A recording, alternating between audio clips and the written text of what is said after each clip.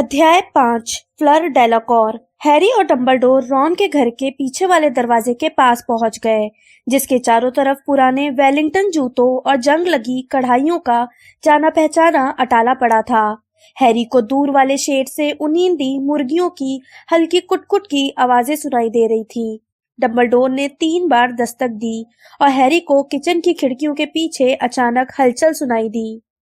कौन है? Mrs Weasley ने घबराई हुई आवाज में पूछा। अपना परिचय दो।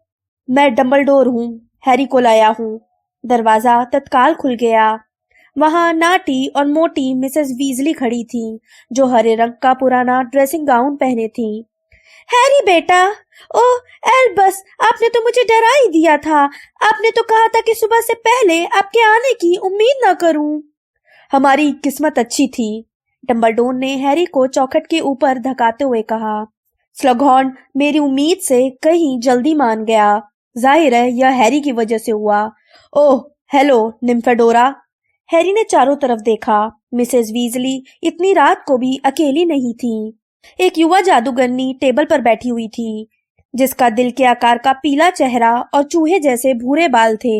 उसके हाथों में एक बड़ा मग था। हेलो प्रोफेसर, उसने कहा। कैसे हो हैरी? हाय टोंक्स। हैरी ने सोचा कि वह थोड़ी परेशान और बीमार दिख रही थी। ऐसा लग रहा था जैसे मुस्कुराने के लिए भी उसे जबरदस्ती कोशिश करनी पड़ रही थी। निश्चित रूप से उसका हुलिया कम रंगीन था, क्योंकि उसके आमतौर पर बबलगम जैसे गुलाबी बालों का रंग बदल गया था। अच्छा, तो अब मैं चलती हूँ, उसने जल्दी से कहा और खड़े होकर अपने चोगे को अपने कंधों पर खींचा। मॉली, चाय के लिए और सहानुभूति के लिए धन्यवाद।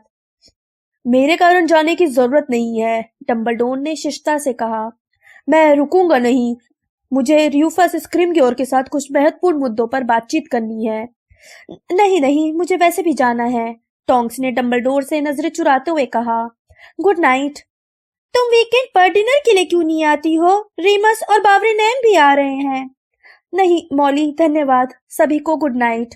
टोंक्स डंबलडोर और हैरी के पास से तेजी से निकलकर अहाते में पहुंच गई।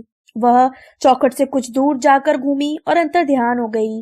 हैरी ने देखा कि मिसेस वीजली परेशान दिख रही थी। डंबलडोर ने कहा, अच्छा तो हैरी बोली, हॉगवर्ट्स में मिलते हैं, अपना ध्यान रखना। मॉली, मैं चलता हूँ।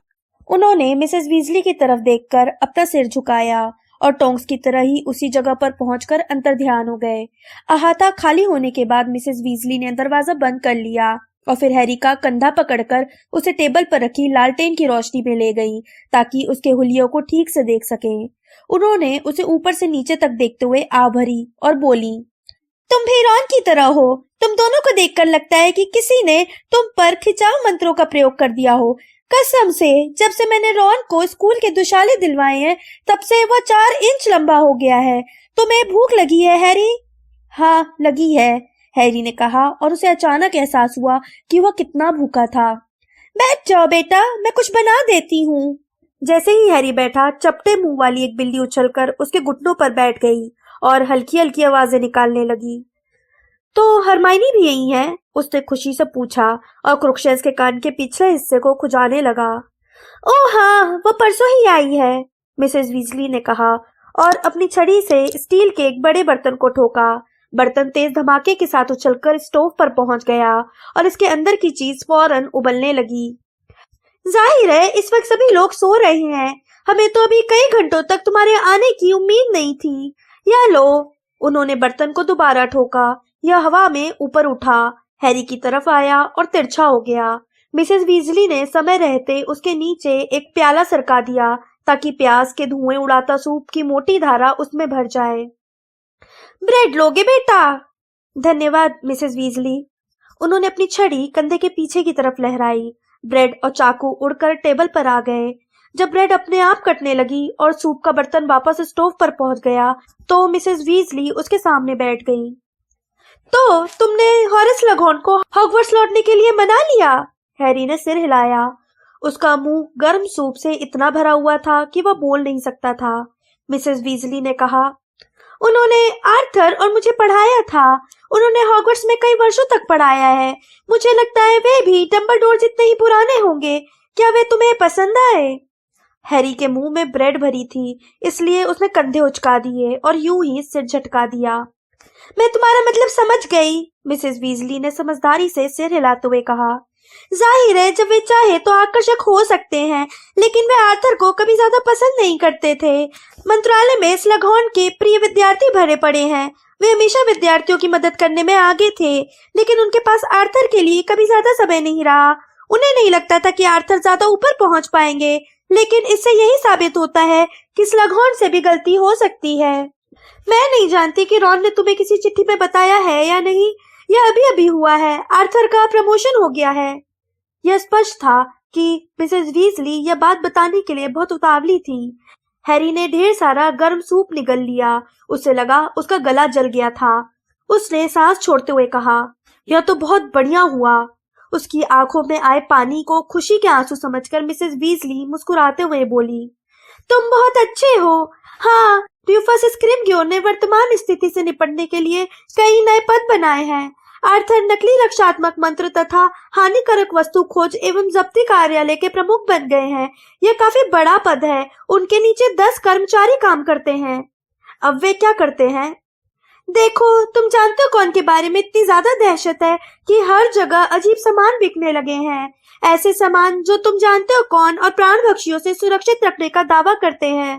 तुम कल्पना कर सकते हो तथाकथित सुरक्षात्मक काढ़े जो दरअसल अल्मरस मिले पानी के घोल के सिवाय कुछ नहीं है, या रक्षात्मक मंत्रों के निर्देश जिनसे दरअसल कान लटक जाते हैं।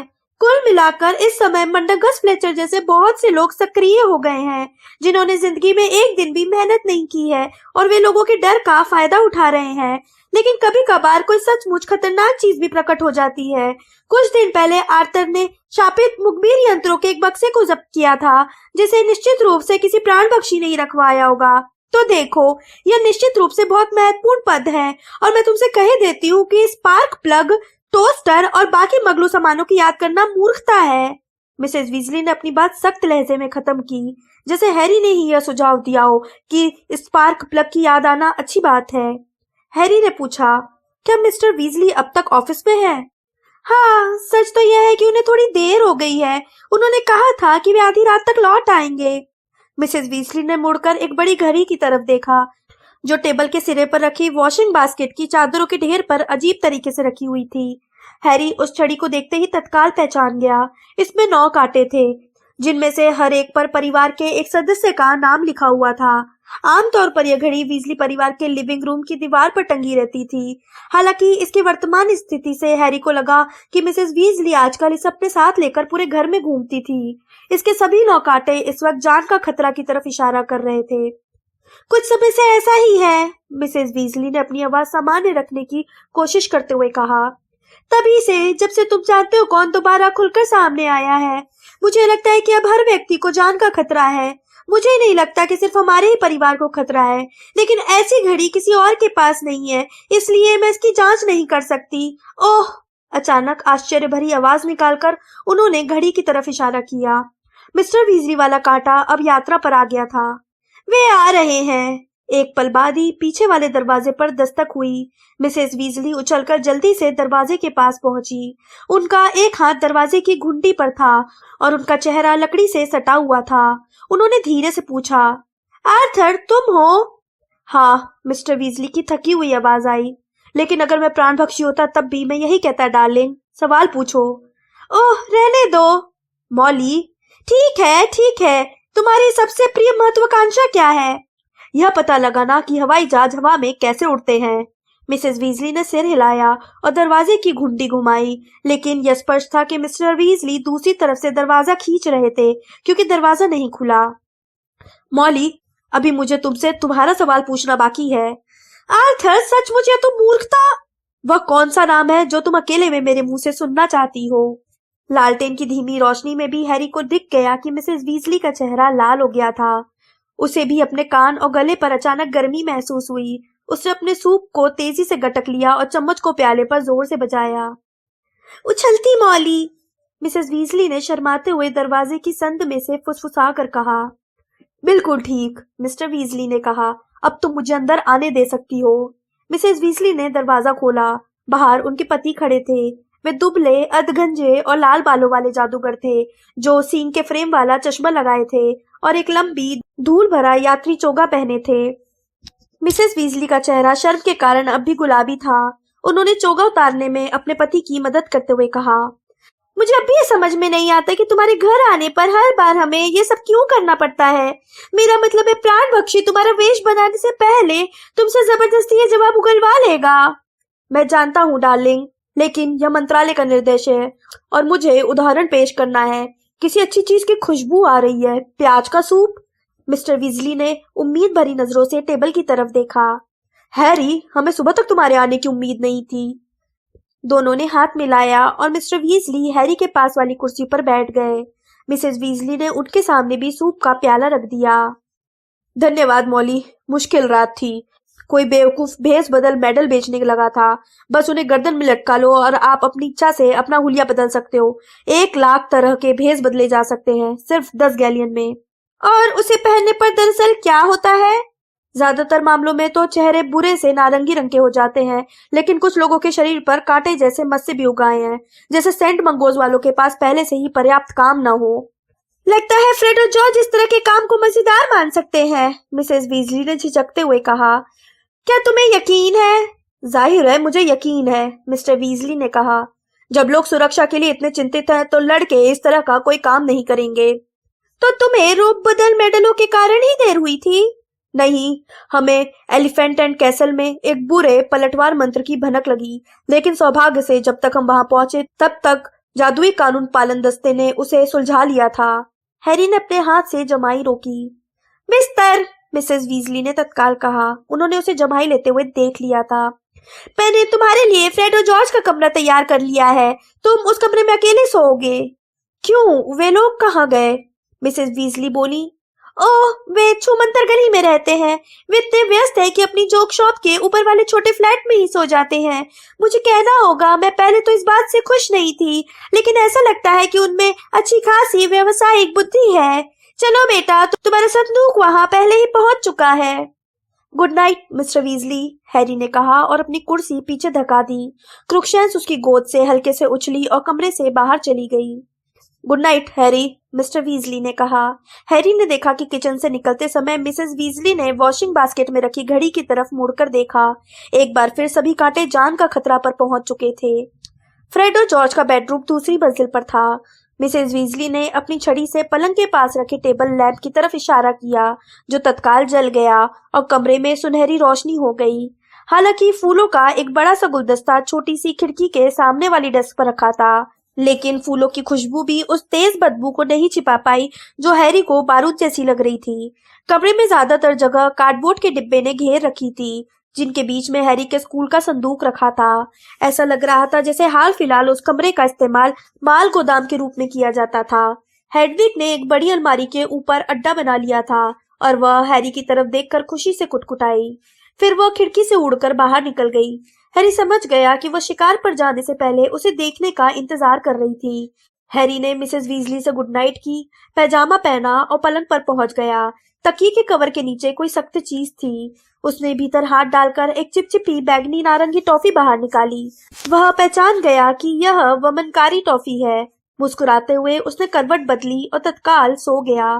हैरी को ऐसा लगा जैसे कुछ पल बाद ही उसे किसी तोप के गोले ने जगा दिया हो। यह दरवाजा खुलने की आवाज थी, जो धड़ाम से खुल गया था। वह उठकर सीधा बैठ गया। उसे पर्दे के खिंचने की आवाज सुनाई दी। तेज धूप दोनों आंखों में चुभने लगी।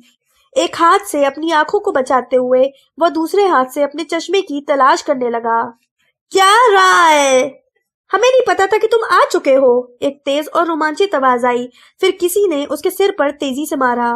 रॉन, उसे मारो मत, एक लड़की की आवाज सुनाई दी जो रॉन को डांट रही थी। हैरी के हाथ को चश्मा मिल गया और उसने उसे लगा लिया।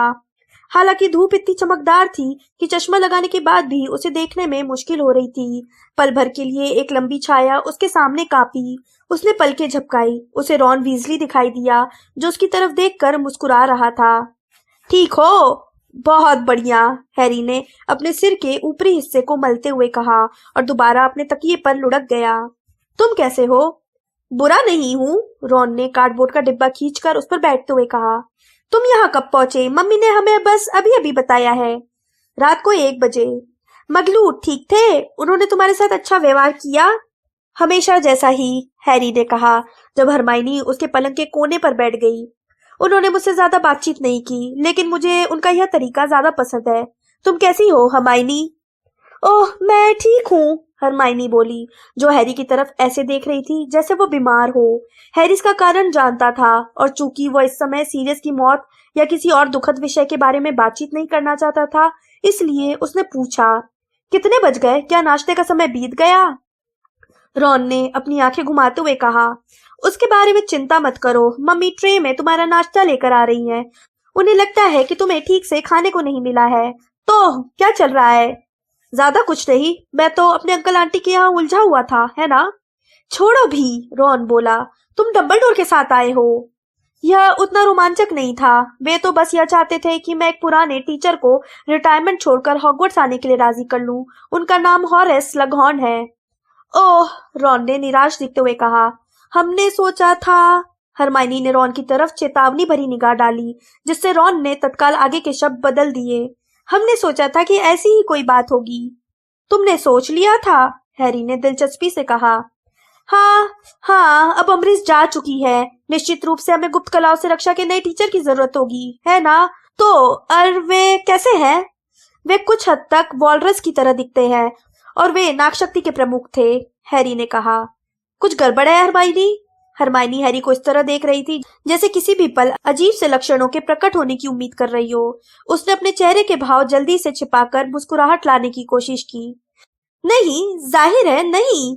तो क्या स्लगहॉर्न को देखकर लग रहा था कि वे अच्छे टीचर होंगे? पता नहीं, हैरी ने कहा। वे अमृत से तो बुरे नहीं हो सकते, है ना? मैं एक और को जानती हूँ जो अमृत से भी बुरी है। दरवाजे की तरफ से एक आवाज आई। रॉन की छोटी बहन जिनी कमरे में आ रही थी और चिड़चिड़ी दिख रही थी। हाय हैरी, रॉन ने पूछा, तुम्हें क्या हुआ? वही, जिनी ने खुद को हैरी के पलक पर फेंकते हुए कहा, वह मुझे पागल किए दे रही है। अब उसने क्या किया? हरमाइनी ने सहानुभूति से पूछा। वह मुझसे इस अंदाज में बात करती है, तुम सोचोगे कि मेरी उम्र 3 साल है। मैं जानती हूँ, हरमाइनी ने अपनी आवाज नीची करते हुए कहा। वह हमेशा अपने ही बारे में बोलती रहती है। हैरी यह सुनकर हैरान था कि हरमाइनी मिसेस वीजली के बारे में इस तरह की बातें कर रही थी। वो रॉन को दोष नहीं दे पाया, जिसने गुस्से से कहा, तुम दोनों 5 सेकंड तक उसकी बातें किए बिना नहीं रह सकती। ओह, सही है, उसका बचाव करो, जिनी बोली। हम जानते हैं कि तुम हमेशा उसके आसपास रहना चाहते हो। रॉन की माँ के बारे में यह बड़ी अजीब टिप्पणी लग रही थी। हैरी को लगा कि उसे गलतफहमी हो रही है, इसलिए उसने पूछा, तुम लोग किसके? लेकिन सवाल पूरा होने से पहले ही उसे जवाब मिल गया। बेडरूम का दरवाजा दोबारा खुला और हैरी ने अचानक चादर ठुड्डी तक इतनी जोर से खींची कि हरमाइनी और जिनी उसके बिस्तर से फिसलकर फर्श पर गिर गई। दरवाजे की चौखट पर एक युवती खड़ी थी। वह इतनी सुंदर थी कि ऐसा लगा अचानक कमरे में उजाला हो गया हो। वह लंबी थी और उसके सुनहरे लंबे बाल थे, जिसमें से चांदी जैसी हल्की चमक निकल रही थी। इस पूर्णता की छवि को पूरा करने के लिए उसने नाश्ते की ट्रे उठा रखी थी।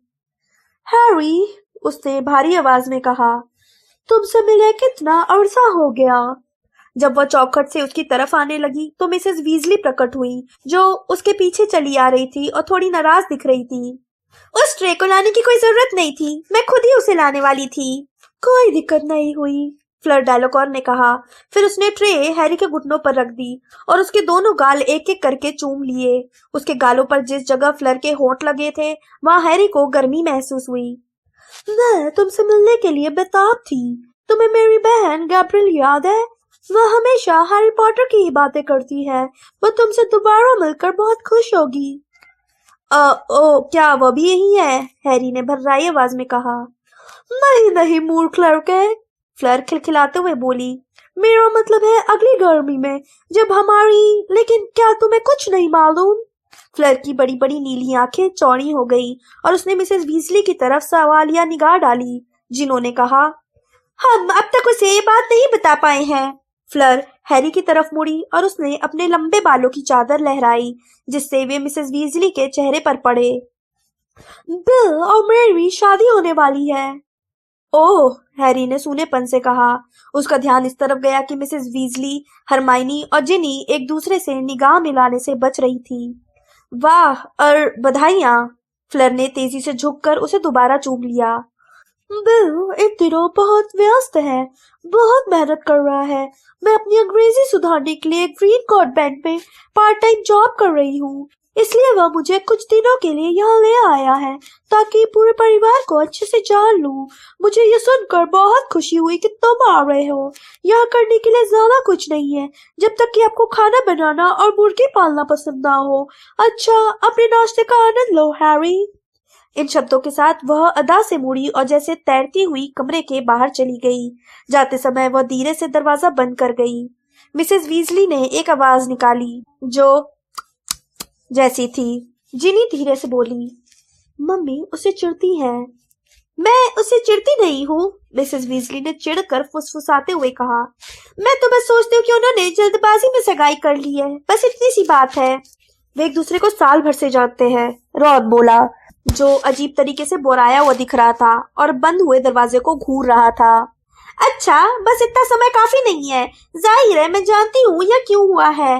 यह सब तुम जानते हो कौन के लौटने के कारण पैदा हुई और निश्चितता के चलते हुआ है। लोग सोचते हैं कि हो सकता है कि वे कल मर जाएं, इसलिए जल्दबाजी में ऐसे बहुत से निर्णय ले रहे हैं जिन्हें लेने से पहले वे आम तौर पर ज्यादा समय विचार करते। पिछली बार भी यही हुआ था जब वह शक्तिशाली था।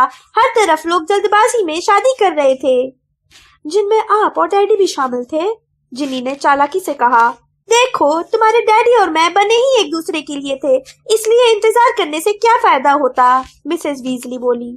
जबकि बिल और फ्लर, देखो दोनों में दरअसल क्या समानता है। वह एक मेहनती यथार्थवादी किस्म का इंसान है, जबकि वह सफेद भैंस है, जिनी ने सिर हिलाते हुए कहा। लेकिन बिल इतना यथार्थवादी भी नहीं है, वह शाप तोड़ने वाला है ना? उसे भी रोमांच और ग्लैमर पसंद है। मुझे लगता है कि वह इसलिए कफ का दीवाना हुआ होगा। उसे इस नाम से मत पुकारो, जिनी, मिसेस वीजली ने तीखी आवाज में कहा, जब हैरी और हरमाइनी हंसने लगे। अच्छा, तो मैं चलती हूँ। हैरी, अंडे अभी गर्म हैं, उन्हें जल्दी से खा लो। वे परेशान दिखती हुई कमरे से चली गई। रौनक भी थोड़ा बोराया हुआ दिख रहा था। वो अपना सिर इस तरह हिला रहा था जैसे कोई कुत्ता अपने कानों से पानी निकालने की कोशिश कर रहा हो। हैरी ने पूछा, अगर वह इसी घर में रह रही है तो क्या तुम्हें अब तक उसकी आदत नहीं पड़ी? रॉन बोला, दरअसल वह अचानक उछलकर सामने आ जाती है, जैसे अभी आई थी। यह बहुत दुखद है, हरमाइनी ने आवेश में कहा और रॉन से उतनी दूर चली गई जितनी वह जा सकती थी। दीवार के पास पहुंचकर वो अपनी बाह बांधकर उसकी तरफ मुड़ गई। जिनी ने रॉन से हैरान होकर पूछा, तुम उसे हमेशा के लिए तो इस घर में नहीं चाहते हो? जब रॉन ने कंधे उचका दिए तो वह आगे बोली, मैं शर्त लगाने को तैयार हूँ कि मम्मी इसे रोकने की पूरी कोशिश करेंगी। हैरी ने पूछा, वे ऐसा कैसे करेंगी? वे टोंक्स को डिनर पर बुलाने की कोशिश करती रहती हैं। मुझे लगता है वे ये उम्मीद कर रही हैं कि बिल फ्लर के बजाय टोंक्स को पसंद करने लगेगा। काश ऐसा हो जाए। मुझे अपने परिवार में टोंक्स ज्यादा पसंद आएगी। हाँ, जैसे उनका ये तरीका कामयाब हो जाएगा, रॉन ने व्यंग्यात्मक अंदाज में कहा। सुनो, जिसका भी दिमाग सही होगा वह फ्लर के आसपास रहते समय टोंक्स का दीवाना नहीं हो सकता।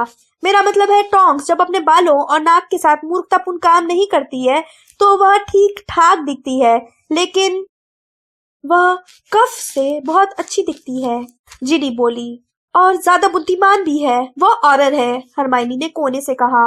हैरी बोला, फ्लर मूर्ख नहीं है, वो इतनी समझदार है कि जादूगरी के त्रिकोणीय टूर्नामेंट के लिए चुनी गई थी। तो तुम भी उसे पसंद करते हो, हरमाइनी ने कटुता से कहा। जिनी ने ताना मारते हुए कहा, मुझे लगता है कि वह तुम्हें जिस तरह से हैरी कहती है वह तुम्हें अच्छा लगता है ना? नहीं, कहा और सोचने लगा कि काश उसने कुछ नहीं कहा होता। मैं तो बस कह रहा था कि कफ, मेरा मतलब है फ्लर, मैं परिवार में टोंक्स को ज्यादा पसंद करूंगी, जिनी ने कहा। कम से कम वह खुशमिजाज तो है, रॉन बोला। कुछ समय से उसकी खुशमिजाजी गायब हो गई है। मैंने उसे जब भी देखा है वो मायूस मीना जैसी लगी है। यह ठीक नहीं है, हरमाइनी ने सख्ती से कहा। वह अभी तक सदमे से नहीं उभर पाई है। देखो, मेरा मतलब है वो उसका कजिन था। हैरी का दिल डूब गया। वे सीरियस के विषय पर आ चुके थे। उसने कांटा उठाया और अंडे को अपने मुंह में भरने लगा ताकि बातचीत में शामिल होने से बच सके। टोंक्स और सीरियस एक दूसरे को ठीक से जानते तक नहीं थे। रॉन बोला। टोंक्स की आधी जिंदगी तो सीरियस अज़्काबान में था और उससे पहले उनके परिवार कभी नहीं मिले थे। बात यह नहीं है, हरमाइनी ने कहा। दरअसल उसे लगता है कि उसकी गलती की वजह से ही सीरियस की मौत हुई थी। न चाहते हुए भी हैरी के मुंह से निकल पड़ा। उसे ऐसा क्यों लगता है? देखो, वो बेलाट्रिक्स लेस्ट्रेंज से लड़ रही थी, है ना? उसे लगता है अगर वो उसे खत्म कर देती तो बेलाट्रिक्स सीरियस को नहीं मार पाती। रॉन बोला। यह तो मूर्खतापूर्ण है। यह बचने वाले का अपराध बोध है, हरमाइनी बोली। मैं जानती हूँ ल्यूपिन ने उसे कई बार समझाने की कोशिश की है, लेकिन वह अब भी बहुत दुखी है। दरअसल उसे तो अब अपने जादू रूपांतरण में भी दिक्कत आ रही है। किसमें? वो अपना हुलिया उस तरह नहीं बदल पा रही है जिस तरह वो पहले बदला करती थी, हरमाइनी ने स्पष्ट किया। मुझे लगता है सदमे के कारण उसकी क्षमता कम हो गई होगी, हैरी ने कहा। मुझे नहीं पता था कि ऐसा भी हो सकता है। मैं भी नहीं जानती थी, हरमाइनी ने कहा, लेकिन लगता है अगर कोई सचमुच दुखी हो। दरवाजा दोबारा खुल गया और मिसेस वीजली ने अपना सिर अंदर डाला। जिनी, वे फुसफुसाकर बोली, नीचे आकर लंच बनाने में मेरी मदद करो। मैं इन लोगों से बात कर रही हूँ, जिनी ने तैश में आते हुए कहा। फौरन आओ, मिसेस वीजली बोली और चली गईं। जिनी ने चिढ़कर कहा, वे मुझे सिर्फ इसलिए बुला रही हैं ताकि उन्हें कफ के साथ अकेले न रहना पड़े। उसने फ्लर की नकल करते हुए अपने लंबे लाल बाल लहराए और अपनी बाहें किसी नर्तकी की तरह फैलाकर कमरे में फुदकती हुई चलने लगी। जाते समय वो बोली, तुम लोग भी जल्दी से नीचे आ जाना। हैरी ने कुछ समय की खामोशी का फायदा उठाते हुए थोड़ा नाश्ता कर लिया। हरमाइनी फ्रेड और जॉर्ज के संदूक में देख रही थी। हालांकि बीच बीच में वो हैरी की तरफ कनखियों से देखती जा रही थी। रॉन हैरी का टोस्ट खा रहा था, लेकिन वह अब भी सपनीले अंदाज में दरवाजे को ताक रहा था। हरमाइनी ने अंततः पूछा, यह क्या है? उसके हाथ में एक छोटे टेलीस्कोप जैसी चीज दिख रही थी। क्या पता, रॉन ने कहा। लेकिन अगर फ्रेड और जॉर्ज इसे यहाँ छोड़ गए हैं तो इसका मतलब शायद यह है कि यह अभी जोक शॉप के लिए तैयार नहीं है, इसलिए सावधान रहना। तुम्हारी मम्मी कहती है कि उनकी दुकान अच्छी चल रही है, हैरी ने कहा। उन्होंने कहा था कि फ्रेड और जॉर्ज में अच्छी व्यावसायिक बुद्धि है। उन्होंने कम कहा था, रॉन ने कहा। वे लोग तो गैलियनों में खेल रहे हैं। मैं उनकी दुकान देखने के लिए बेताब हूँ। हम अभी तक छूमंतर गली में नहीं गए हैं क्योंकि मम्मी कहती है कि सुरक्षा की दृष्टि से वे डैडी के साथ वहां जाना चाहती हैं और डैडी को ऑफिस के काम से फुर्सत नहीं मिलती है। वैसे दुकान के बारे में बहुत अच्छी बातें सुनने को मिली है। और पर्सी? हैरी ने पूछा। पर्सी तीसरे नंबर का विजली भाई था जो बाकी परिवार से अलग हो गया था। क्या वो दोबारा तुम्हारे मम्मी डैडी से बातें करने लगा है? नहीं, रॉन बोला, लेकिन अब वो जान गया है कि तुम्हारे डैडी वोल्डेमॉर्ट की वापसी के बारे में सही कह रहे थे। डंबलडोर कहते हैं कि लोग दूसरों की सही बात के बजाय गलत बात के लिए उन्हें ज्यादा जल्दी से माफ कर देते हैं, हरमाइनी ने कहा। रॉन, मैंने उन्हें तुम्हारी मम्मी को ये बात कहते सुना था, रॉन बोला। डंबलडोर ही इसी तरह की अजीब बात कह सकते हैं, हैरी ने कहा। वे इस साल मुझे अलग से सिखाने वाले हैं। रॉन का टोस्ट उसके गले में अटक गया और हरमाइनी ने तेजी से सांस खींची। रॉन ने पूछा, तुमने अब तक की बात क्यों नहीं बताई? मुझे अभी अभी याद आया, हैरी ने सच्चाई बता दी। उन्होंने मुझे कल रात को तुम्हारे झाड़ू घर में बात बताई थी। ओह, डंबलडोर के साथ अलग से पढ़ाई, रॉन ने प्रभावित दिखते हुए कहा। क्या पता वे ऐसा क्यों? उसकी आवाज धीमी होती चली गई। हैरी ने देखा कि वह और हरमाइनी एक दूसरे की तरफ देख रहे थे। हैरी ने अपना छुरी कांटा नीचे रख दिया। उसका दिल तेजी से धड़क रहा था। हालांकि वो बिस्तर पर बैठने के अलावा और कुछ नहीं कर रहा था। डंबलडोर ने उसे ये बात उन्हें बताने के लिए कहा था, तो क्यों ना अभी बता दी जाए। उसने अपनी आंखें कांटे पर जमा दी जो उसकी गोद पर पड़ती धूप में चमक रहा था और फिर बोला, मैं यह तो नहीं जानता कि वो मुझे क्या सिखाएंगे, लेकिन मुझे लगता है कि वे भविष्यवाणी के कारण ऐसा करेंगे। रॉन या हरमाइनी कुछ नहीं बोले। हैरी को लगा वे मूर्ति की तरह स्थिर हो गए थे।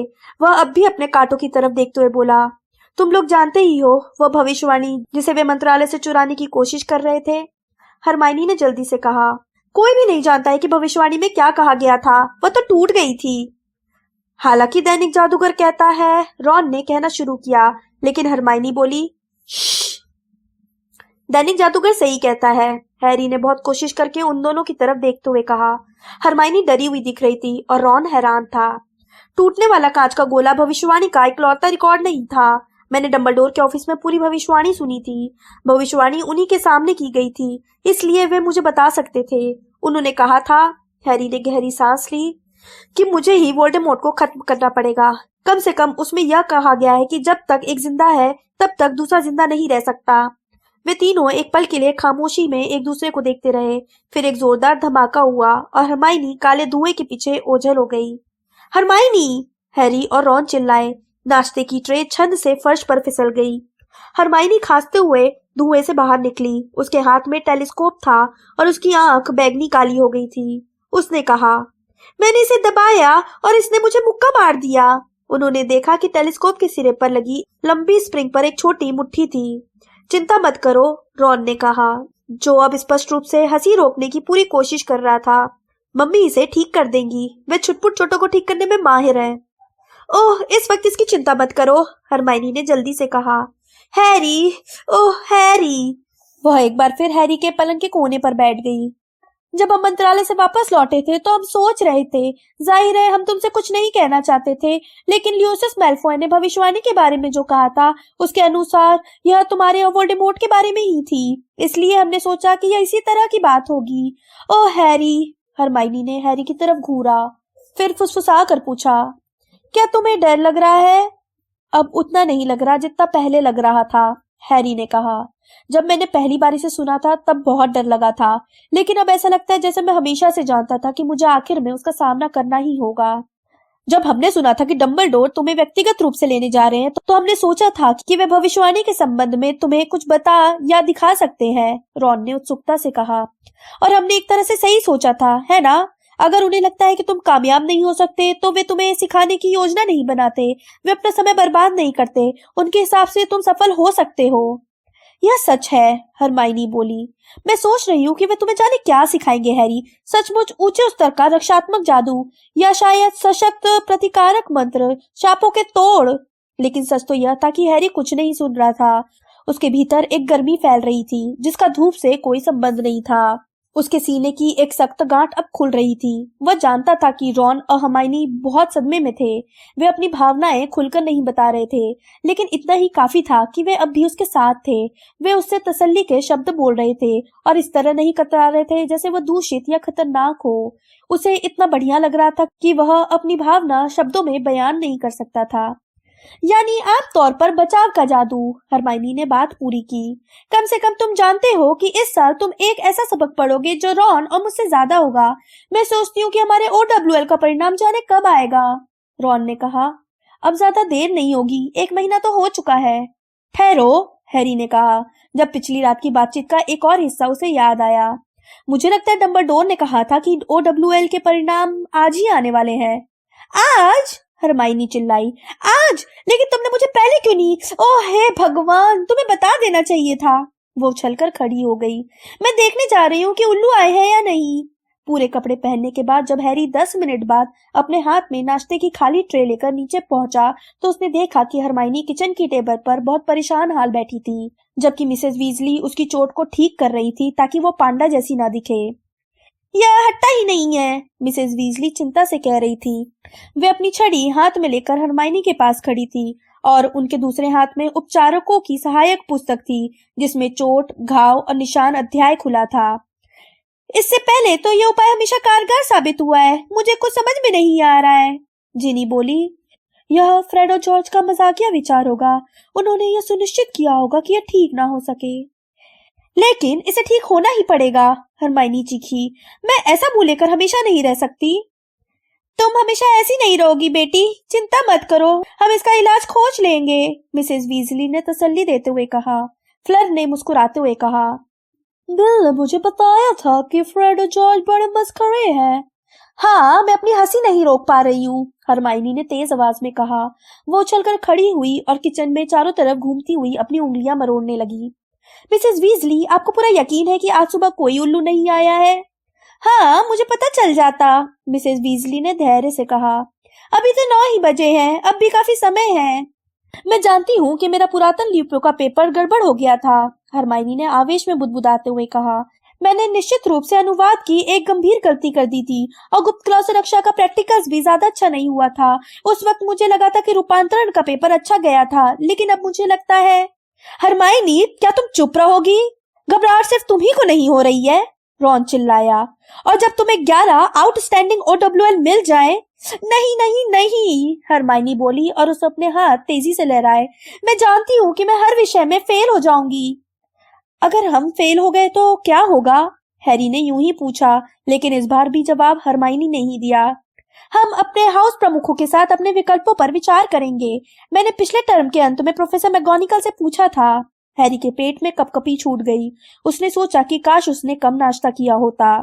फ्लर ने गर्व से कहा, बॉबैटन्स में हमारे यहाँ अलग तरीके से काम होता है। मुझे लगता है कि वो ज्यादा अच्छा था।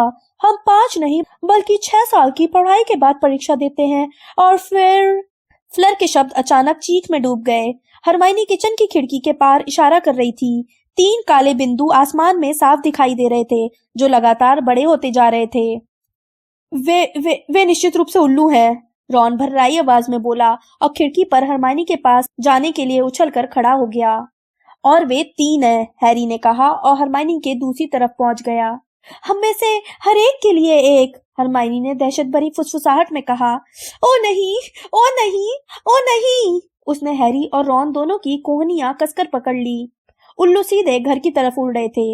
वे 3 थे और जब वे घर की तरफ आने वाले रास्ते पर थोड़ा नीचे आए तो यह स्पष्ट हो गया कि उनमें से प्रत्येक एक बड़ा चौकोर लिफाफा लेकर आ रहा था। ओ नहीं! हरमाइनी चीखी। मिसेस वीजली उनके पास से जैसे तैसे गुजरी और उन्होंने किचन की खिड़की खोल दी। 1, 2, 3 उल्लू उसमें से उड़ते हुए आए और टेबल पर उतर गए। उन तीनों ने अपने दाहिने पंजे आगे बढ़ा दिए। हैरी आगे बढ़ा। उसके नाम आई चिट्ठी बीच वाले उल्लू के पैर में बंधी थी। उसने कांपती उंगलियों से इसे खोला। उसकी बाई तरफ रॉन अपना परिणाम निकालने की कोशिश कर रहा था। हरमाइनी के हाथ तो इतनी जोर से कांप रहे थे कि उल्लू भी कांपने लगा था। किचन में कोई भी कुछ नहीं बोला। आखिरकार हैरी लिफाफा खोलने में कामयाब हो गया। उसने इसे फटाफट खोला और अंदर के चंपत्र को पढ़ने लगा। सामान्य जादूगरी स्तर परिणाम, passing grade, outstanding O, exceeding expectation E, acceptable A, fail grade, poor P, dreadful D और troll T। Harry James Potter का परिणाम, खगोल शास्त्र A, जादुई प्राणियों की देखभाल E, सम्मोहन E, गुप्त कलाओं से रक्षा O, ज्योतिष P, जड़ी बूटी विज्ञान E, जादू का इतिहास D, जादुई काढ़े E, रूपांतरण E। हैरी ने चंपत्र को कई बार पढ़ा और हर बार ज्यादा राहत के साथ पढ़ा। यह बिल्कुल ठीक था। उसे हमेशा से पता था कि वह ज्योतिष में फेल हो जाएगा और जादू का इतिहास में तो उसके पास होने की कतई संभावना नहीं थी, क्योंकि वह आधी परीक्षा में ही लुढ़क गया था। लेकिन वह बाकी सभी विषयों में पास हो गया था। उसने अपनी उंगली ग्रेड्स पर घुमाई। वह रूपांतरण और जड़ी बूटी विज्ञान में अच्छी तरह पास हो गया था। यहाँ तक कि जादुई काढ़े में भी उसे E मिल गया था। और सबसे अच्छी बात तो यह थी कि उसे गुप्त कलाओं से रक्षा में आउटस्टैंडिंग मिला था। उसने मुड़कर चारों तरफ देखा।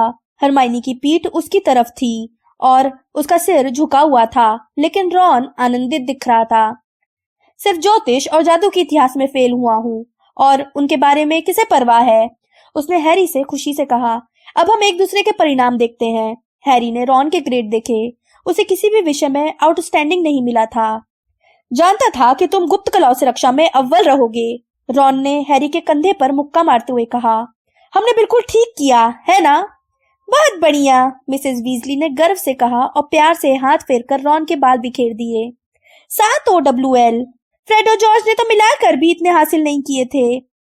हरमाइनी, जिनी ने कहा, क्योंकि हरमाइनी अब तक नहीं मुड़ी थी। तुम्हारा परिणाम कैसा रहा? बुरा नहीं है, हरमाइनी धीमी आवाज में बोली। छोड़ो भी, रॉन ने उसके पास जाकर उसके हाथ से परिणाम छीनते हुए कहा। हाँ, 10 आउटस्टैंडिंग और 1 एक्सीडिंग एक्सपेक्टेशन गुप्त कलाओं से रक्षा में। उसने उसकी तरफ आधी दिलचस्पी और आधी उलझन से देखा। सच तो यह है कि तुम्हें निराशा हुई है ना?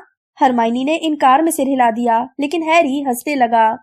अच्छा, तो अब हम NEWT विद्यार्थी बन गए हैं, रॉन मुस्कुराया। मम्मी, और कबाब है क्या?